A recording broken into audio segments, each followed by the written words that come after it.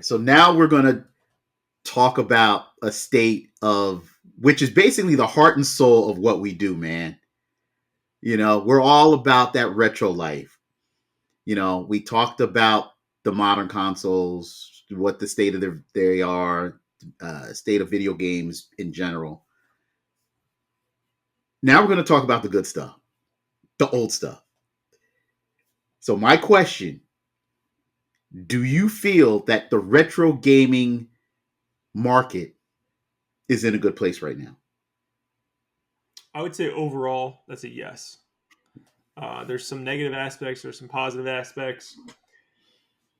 The negative aspects are starting to dissipate more and more, which is good. Which is the bubble, obviously, it was really created by the sealed games market, but in general, that bubble that happened during COVID was insane. Like, Man, was it? It was crazy. I mean, I watched my collection rise in price, and now it's falling, which is a positive and a negative, right? Like, my collection is worth less than it was during COVID. The flip side is game prices are coming down, and I can afford to buy some games that I wouldn't have purchased before. So it's, it ebbs and flows. And Yeah. I'm not looking to sell my collection, so I'm in a better state financially than I would have been a few years ago, since I'm not Right. looking to sell.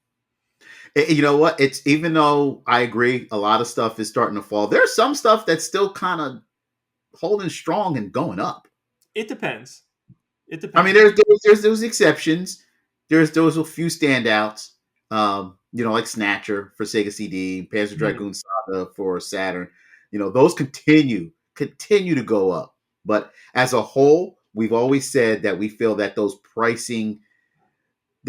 ridiculous prices are going to start to drop, and they're coming down. They are coming down. So no, I agree with you. I think the retro market is healthy right now, and it's good, and I'm glad. Yeah, the other reason I would argue that it's in a good place is just go to a retro gaming convention. These things are still like more popular than ever. And you would think like, oh, the conventions have gone down. Like there was an initial thing with like, with people like us, like on YouTube showing off their collections, and there was like a huge rise and people were getting interested in retro games again. And that kind of like, created what some people probably would have considered a bubble. But at least when I still go to retro gaming conventions and stuff, dude, they're like more popular than they've ever been. So I don't really see that declining at all, which means not only are the people that are leaving getting replaced, young people are Mhm. starting to, and continuing to get more interested into things from the past, or every few years, a new console becomes a retro console, Yeah, yeah. right? 360 is on the precipice of being 20 years old, Wes. It's Oh going my to be goodness. there. It's going to be Next year, there. Yeah, next year, man. yeah, next year it'll be 20 years old. Go, ladies and gentlemen. I know Wes and I have been saying this for a long time. Go get your PS3, your 360, and your Wii games like right now. Like, go get them all now because they're all going to go up in price. I'm telling you, it's going to happen. But yeah, I love seeing the newer, younger generation get attracted to retro gaming. They do it for different reasons, but it's nice to see. So yeah, retro gaming is definitely since COVID. I think it was on the incline prior to COVID, but once COVID hit, it introduced it to a whole nother market. Granted, a lot of them were investors and people were just looking to collect something new and flip because that's what drove the prices up. But still, even though we are 4 years removed from COVID, it's still popular. Retro gaming is still very popular. Mm-hmm. Yeah, that was my point earlier. Like, if you would have asked me like 5 years ago, will it start to decline, like the popularity? I would have probably said, yeah, yeah, I can see it declining, absolutely. But I don't see it though. I don't see that that's happening. I don't have any hard facts. I'm just using my eyeballs and trying to pay Hmm. attention to the people and things around me. As from far as I can tell, it's just as popular as it's ever been. I don't really see it going down. I see like people going out or being replaced, like I said earlier, and Hmm. young people somehow, don't ask me how, are still interested in this stuff. Yeah, yeah, and we see the rise of standalone retro game stores. Hmm. They're popping up because there's a demand for it. Yeah, there's money to make. Absolutely. If you can get the games, if you can get the trade-ins, there's money to make. Absolutely. Hmm. Oh, I work with one of my employees. We were talking, and he's I don't want to say he's pretty much a casual gamer, Wes, I'm going to but stop you we for 1 second. For context, Wes works in a comic book shop slash video retro video game store slash collectibles, like whatever else you want to mention. Go ahead. I just wanted to make sure people okay, understood that. Go ahead. okay, but no, I'm actually talking about my other job. I work in the wireless industry. Um, Sorry, didn't realize we were going there. My bad. but anyway, that's okay. And he was saying we were just talking about video games, and he's like, "Man, I really miss playing my PS3. I wish I had a PS3 again. Here it I comes, wish I Wes. wish I had my backwards compatible PS3 because I got so many PS2 games I would love to play again." I Hmm. was like, "Well, I know a guy," and one thing led to another, and he has his backwards compatible PS3, and he's loving it, That's awesome, man. loving it. Playing PS2 games, playing his PS1 games, he is loving it. So, and again, he's not a hardcore gamer, he's not a collector, but he missed playing his console that he kind of grew up with. It's that 20-year-old nostalgia, man. He's got some money And now. He's like, oh yo, my god.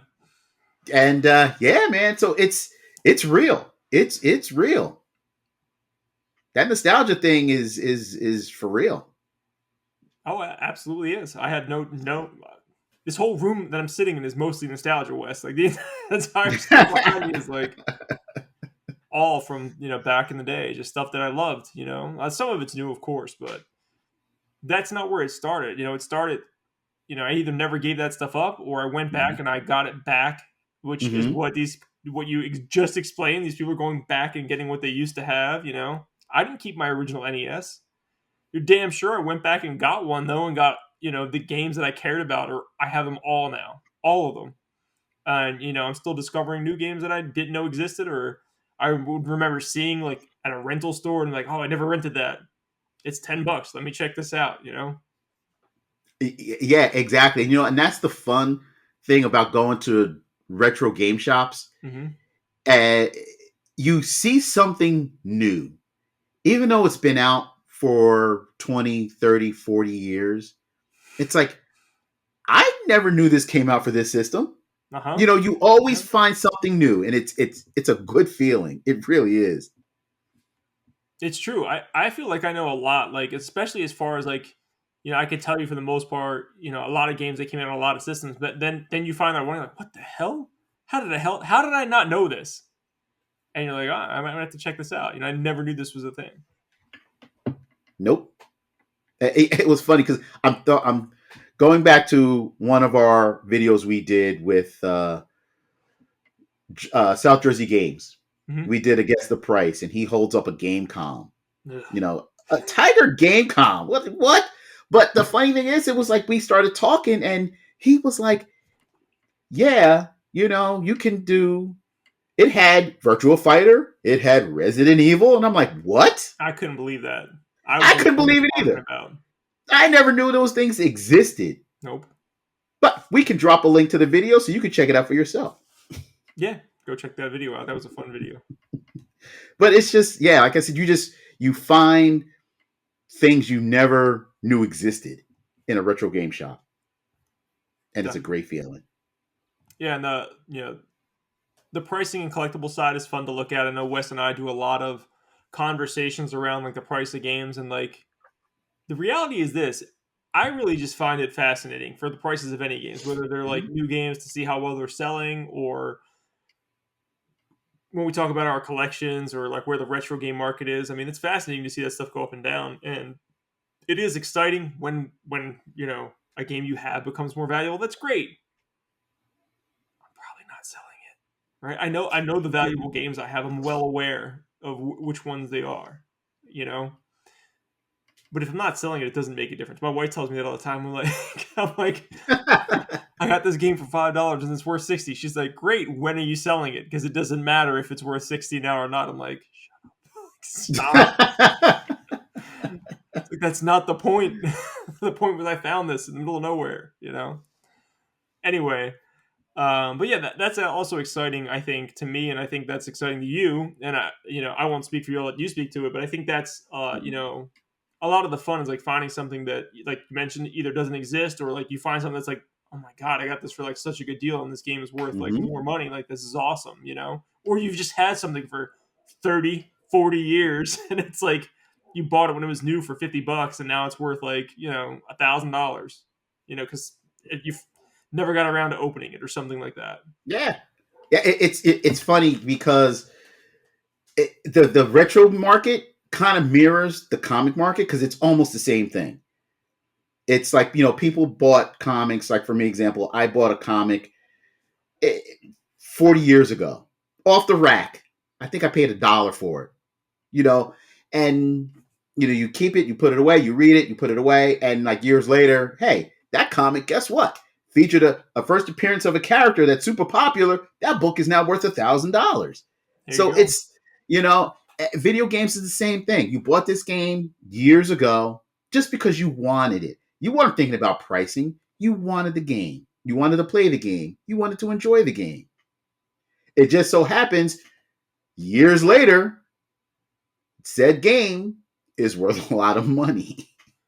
So the last thing I want to mention about the retro stuff is the interesting thing for me right now is the new tech for retro games. We have companies like Analogue who are making, you know, some people can argue expensive, and I would say that some of their older stuff is expensive. I think their new stuff is pretty reasonably priced, but they're making fantastic consoles you can buy today to play your old games in a much better format. Hmm. Like, the Analog Pocket plays GBA games in like 1080p. Like, I mean, these things look stunning, Wes. Like, just absolutely stunning. They have like the best way to play a Super Nintendo game. I can play it in 1080p, plug the Mm-hmm. cartridge in. I don't have to do any work. Now, you can get upscalers. I have an upscaler. I know what they are. There's like retro tinks and stuff like that. There's all Mm-hmm. sorts of things you can buy to make them look good on a monitor television. I'm aware. With that being said, I'm also lazy and don't want to try to have to manipulate a bunch of things or do a lot of work. So I really do like Analog's Pocket, and their other consoles as well. If you want to go for cheaper options, there's what the hell is that company that's been making stuff for like 15 years? They're like, super common.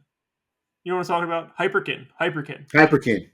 They make a bunch of different like Yeah, they make like the Retrons. right the Retrons. That's exactly what I was thinking about. Yeah, because we sell those at Level Up Entertainment. If you're ever in the Atlantic City area, stop by. Let's talk video games and stuff. But no, we sell them like the Retrons. Yeah, you could do. They're great because they have like the multi cartridge system, the Retron 5, which plays Nintendo, Genesis, Super Nintendo, Game Boy Advance, all in one console. And you could plug in your original game controllers from the original systems. It's great. It's great. Yeah, I think those are great ways to play, especially for people who are like like more casual or they're just getting back Mm-hmm. into it.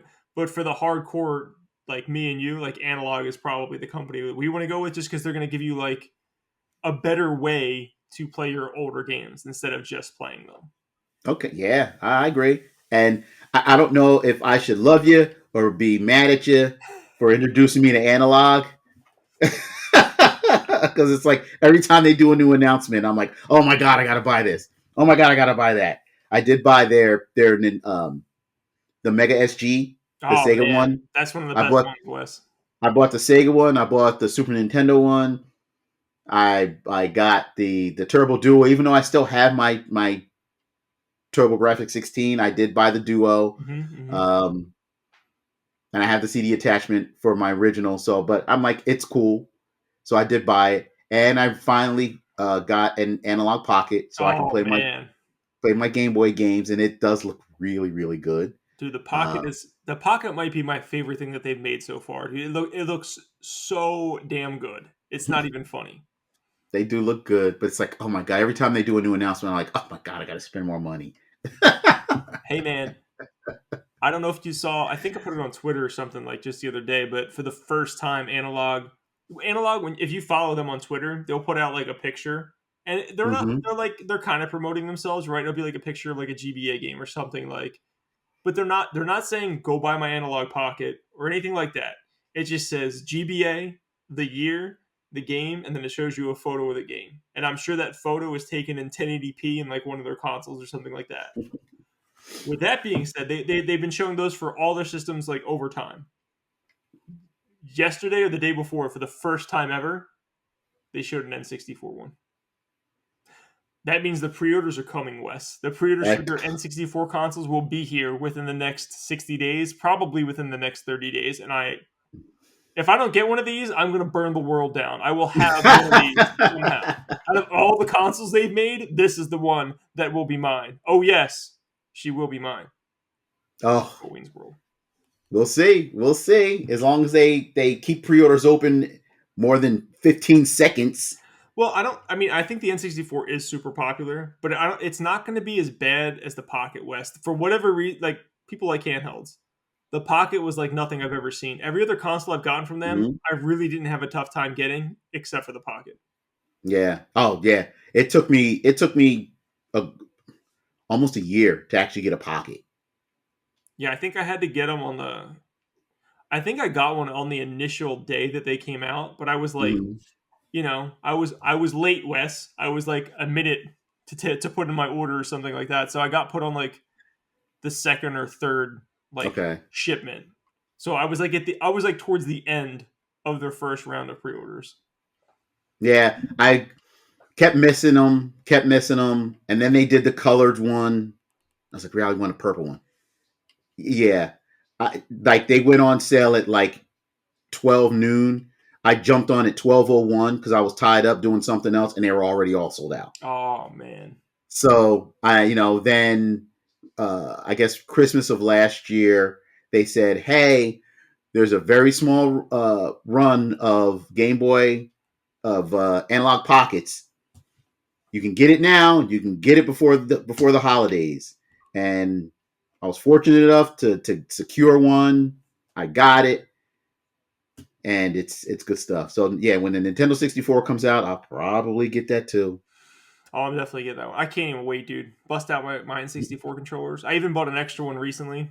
Retro Bit makes a wired. They make a wireless version too, Mm-hmm. but it's almost like a modern version of the N64 controller, and it is fantastic, Wes. If you get a wired one, that's like $20, Mm-hmm. and it is like way better than an N64 controller. Oh wow, okay, So if you're gonna get it, I would recommend buying those wired or 20, and if you could probably get a wireless one for like 40 or 50 or something like that. But I'm fine with the cable. I don't care. okay. You're talking about new tech to play retro games. Like, how do you feel about like the Ambernick handheld consoles, like the all-in-one uh, emulating handhelds that come like preloaded with all those games, like all the retro games on it? I think they're fine for the right people. They're not for Mm. me. I want to play these in the best versions that I possibly Okay. can. Like if I was gonna play, there's two sides to this story. I'm mostly nostalgic for the games that I played growing up, and those are the games I want to continue playing. But every once in a while, I'll buy like new games and stuff like that, right? If I really wanted to experience the breadth of a library of a console, Mm-hmm. I don't think there's a better way to do it than that. But I'm also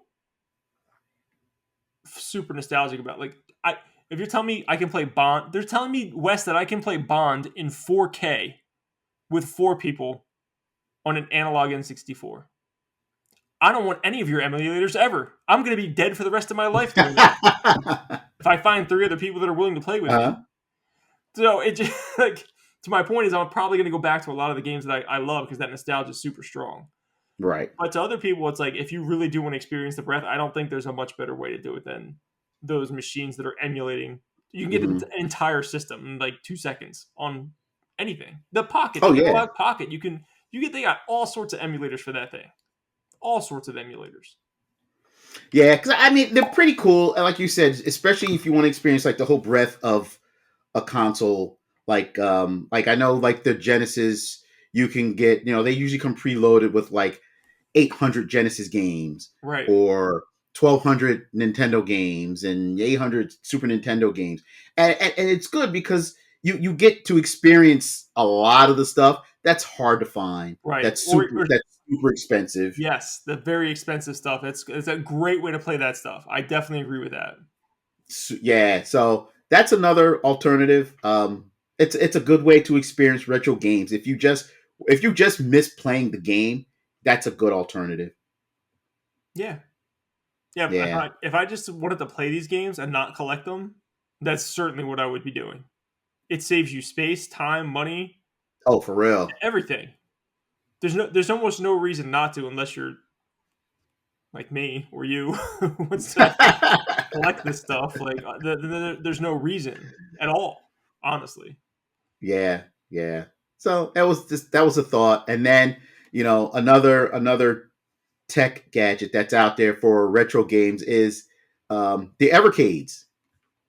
Yeah, yeah, those are pretty cool. Those are I have the portable one. I don't have like the VR the VCR one, the one that Mhm. plugs up to the TV. I have the handheld one, and you buy cartridges, and they come loaded with the actual, I guess, the games with a bunch of games on it. It's Mhm. great. It's really good. I just picked up the Duke Nukem one, the Duke Nukem sets. Nice. It's that's the Evercade is a really nice system. Yeah, I think that's another good solution for like people who want that or more casual people who are just getting back into it for the first time in a while. That's Mhm. definitely a good way to experience because to your point, when you buy an Evercade game, it's never just one game. There's like always like 3 games, 6 games, 10 games. It's always like Yeah, multiple games on their cartridges depending on the ones that you pick. So you just picking up that with 2 cartridges, you might have like 15 games or something. You'd have it just depends, but right. you'll have a whole variety to choose from for not a crazy investment.